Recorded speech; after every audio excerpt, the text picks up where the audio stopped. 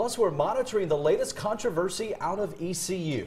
All new tonight, more signs of an apparent split at the highest levels of leadership. Two sides speaking out over how the university is managed. For the latest, we go live to our Brandon Truitt on campus. He's been working all day to learn more on this story. And Brandon, Pirate Nation has a lot to digest this evening.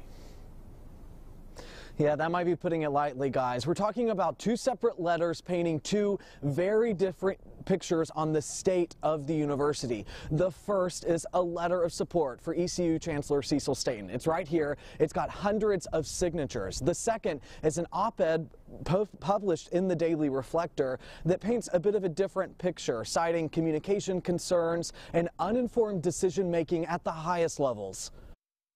All right, welcome back into the program. News of the latest rift within ECU. We have to stop the us versus us. Playing out on the airwaves Thursday afternoon. How dysfunctional have things gotten on the Board of Trustees that he has to go public with this? Here at Pirate Radio, live with Troy D, talk of two different pictures of the state of the university. 9 on your side getting a hold of the letter of support for Chancellor Status.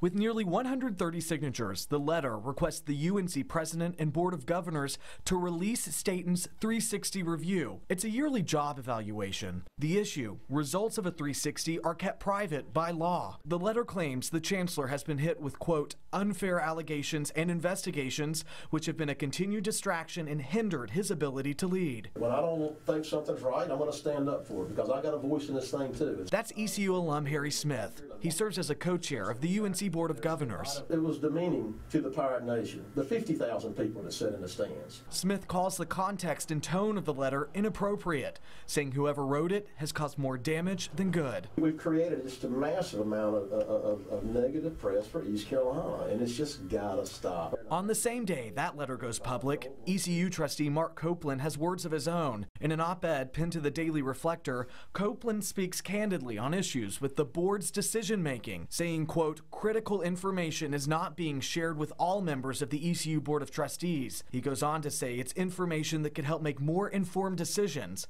Copeland did not provide context or scope of the problem. You know, if everybody's focused on what's best for East Carolina University in a respectful and healthy manner, this university will move forward like no tomorrow.